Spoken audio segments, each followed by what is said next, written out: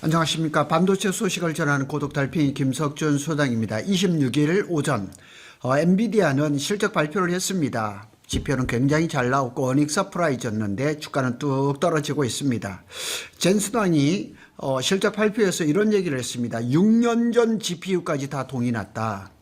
팔 건 다 팔았다는 얘기죠. 그런데 HBM4가 아직 시장이 열리기도 전인데 전쟁은 HBM4E에서 터졌다 시작이 된다는 얘기가 나오고 있습니다. 그 얘기가 왜 나왔는지 오늘 한번 살펴보도록 하겠습니다. 엔비디아의 실적을 핵심적으로 요약을 해보겠습니다. HBM하고 굉장히 중요합니다. 어닝 서프라이즈입니다. 데이터 센터의 매출이 90% 이상이 났습니다. 시장 기대치를 상회했죠. 젠슨 황은 이렇게 얘기했습니다. 컴퓨팅은 곧 매출이다. 에이전트 AI 시대가 본격화됐다는 얘기죠. AI가 나의 비서가 된 거예요. 갤럭시 S26이 미국에서 언팩 행사를 했는데 이 그림을 사진을 찍어 가지고 필요 없는 거 말 한마디에 그냥 그 배경이 다 지워지고 새로운 것이 되고 또 이렇게 보이스 피싱 같은 것들은 이 AI가 알아서 미리 통화를 해서 보이스 피싱 같으면 걸러주고 너 괜찮은 것 같으면 나한테 연결해주고 이런 것들이 다 에이전틱 AI의 다 이렇게 하나의 흐름이라고 볼 수가 있는 거죠. 클라우드 캐펙스 둔화 우려에 대해서 현금 흐름 성장 확신을 강조를 했습니다. 그래서 엔비디아는 이제 GPU 완판 행사에 이어서 HBM4가 이제 탑재된 베라 루빈이 어떻게 팔릴 것인가 여기에 대한 이제 관심이 집중이 되고 있고 우리나라 삼성이나 SK 하이닉스가 이제 하반기부터 HBM4를 어떻게 팔아먹을 건가 굉장히 중요하죠. 엔비디아의 CFO는 이렇게 얘기를 했습니다. 이번 주 초에 고객에게 첫 번째 버전의 베라 루빈 샘플을 출하했다. 하반기에 양산 출하를 시행할 예정이라 그런 거예요. 그러니까 지금 HBM4를 2월 12일 날 삼성이 출하를 했고 그 다음에 상반기에 SK 하이닉스가 대량 생산을 예고를 하고 있습니다. 이게 베라 루빈입니다. 그래서 여기에 대한 것도 아마 좀 구체적으로 얘기를 해서 어디에가 뭐가 들어가는 걸 한번 제가 얘기를 한번 하려고 합니다. 더 중요한 시그널이 여기에 있습니다.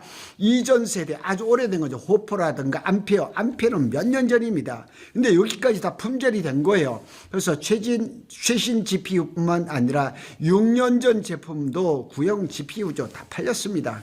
그만큼 지금 GPU만 있으면 다 사간다는 얘기죠. AI 인프라 수요가 세대 전체를 빨아들이는 구조가 되어버린 거죠. 이거는 단순한 실적 호조가 아닙니다. AI 인프라가 구조적으로 부족한 상태임을 의미합니다. 27일 날 오후 4시 엔비디아의 주가는 184.89달러 많이 떨어졌습니다. 5.46%가 떨어졌죠. 거기에 대한 얘기도 한번 잠깐 해보도록 하겠습니다. 그런데 왜 주가는 하락했을까요? 시장은 이미 고성장을 선반영한 거죠. 차익 실현 구간이 진입을 했던 것이고 이것이 피크가 아니냐 하는 얘기를 지금 그런 우려가 나온 거죠. 그러나 아마 모르긴 몰라도 이게 흐름이 하루 이틀이면 반전이 될 것은 틀림없을 것 같아요.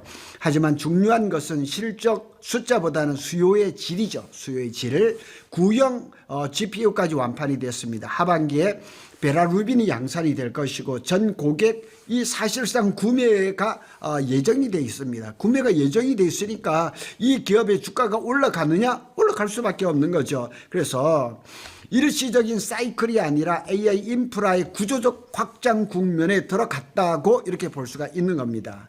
자, 이규복 인하대 특임 교수는 뭐라고 얘기를 했냐면 엔비디아를 중심으로 한 AI 수요는 대형 데이터 센터를 넘어서 중소형 인프라, 자동차 등으로 확대되고 있다는 거죠. 그러니까 지금 AI 수요는 우리가 살고 있는 모든 전반에 다 골고루 퍼지고 있다는 얘기입니다.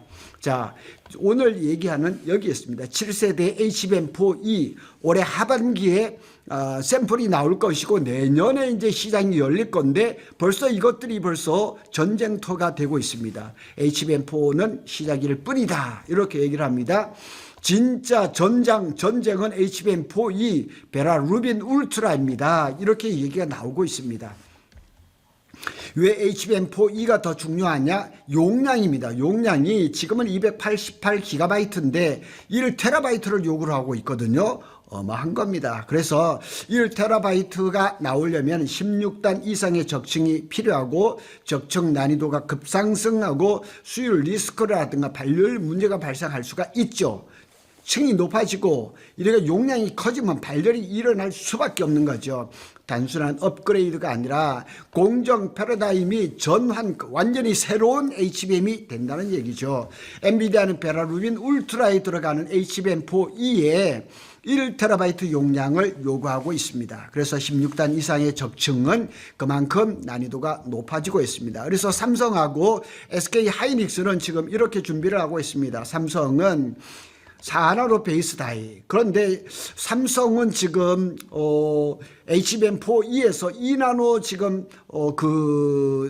베이스 다이도 얘기를 하고 있거든요. 그래서 이것들이 지금 어떻게 될지는 조금 더 두고 봐야 되고, 삼성전자는 HBM4E에서 하이브리드 본딩을 적극적으로 채용을 할 것이라고 얘기를 하고 있습니다. 그래서 이런 흐름도 조금 더 보고 가는 게 좋지 않겠느냐 하는 겁니다.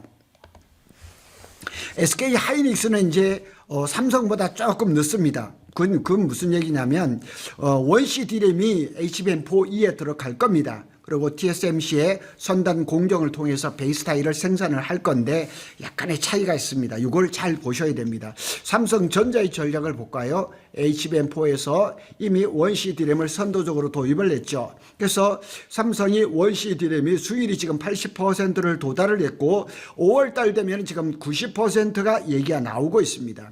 그리고 4나노 베이스 타일을 적용을 했죠. 파운드리 강점을 활용을 하는 거죠. 자체 파운드리.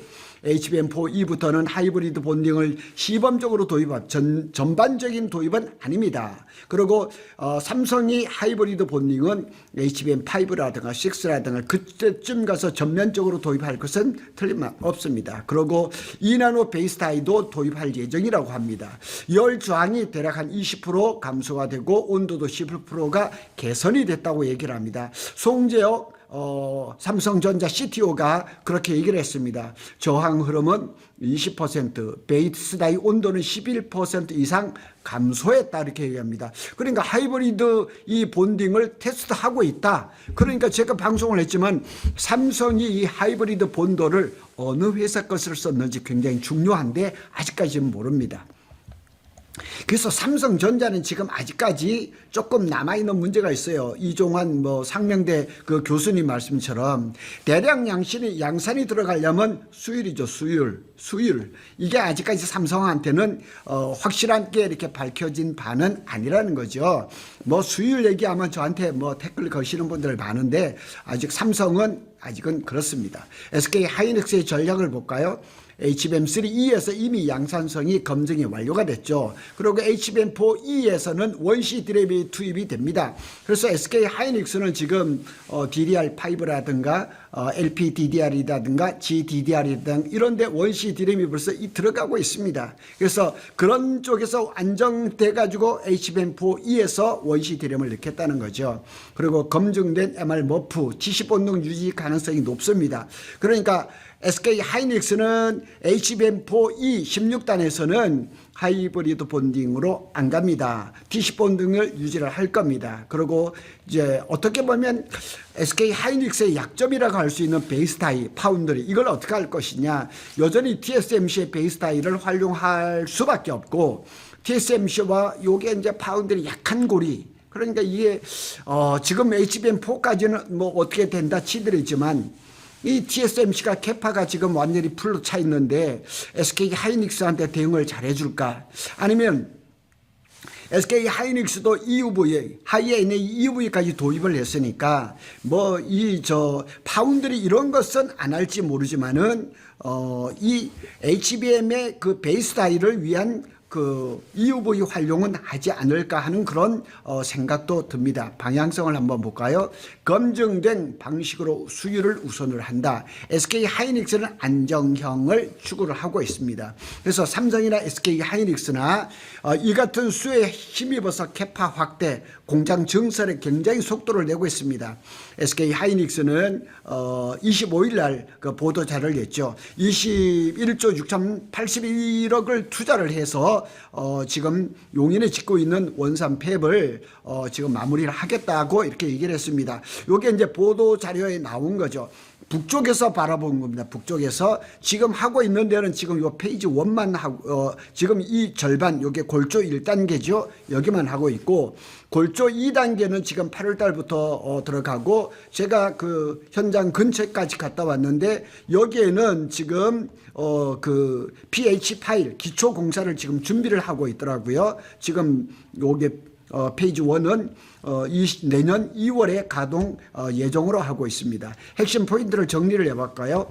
삼성전자는 HBM4를 세계 최초로 출하를 했죠. SK 하이닉스는 상반기에 양산을 합니다.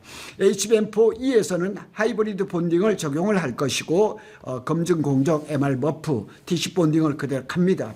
강점은 기술을 선도하고 발열이 개선됐다는 거. 그 다음에 SK 하이닉스는 양산성을 검증을 받았고 엔비디아의 신뢰가 확보가 되어 있다는 거. 변수는 이제 삼성은 수율 확보. 그 다음에 SK 하이닉스는 성능 격차를 어떻게 따라갈 것인가 이런 것이 남아 있습니다. 결론을 지어볼까요? 엔비디아의 수요는 구조적으로 성장 단계에 있습니다. 실적 발표에서 다 발표가 됐습니다. HBM4는 안정권의 입장권입니다. 입장권. 진짜 수익이 폭발하는 구간은 HBM4E부터라는 사실을 기억해야 됩니다. HBM은 이제 표준 제품이 아닙니다. 그래서 우리는 지금 HBM을 고객 맞춤 CHBM이라 그러죠. 커스텀 HBM 시대에 진입했다는 것을 잘 기억해야 됩니다. 그래서 엔비디아가 원하는 것은 단순한 메모리가 아니라 자기 엔비디아의 GPU 시스템에 최적화된 HBM을 누가 만들어 공급을 하느냐 이게 굉장히 중요합니다. 그래서 HBM4E는 용량이라든가 발열이라든가 적층 기술, 파운드리 베이스 다이, 고객 맞춤 설계 이 5가지가 승부처라는 사실을 기억하시기를 바랍니다. 고독 달팽이의 한 줄 요약을 보시겠습니다.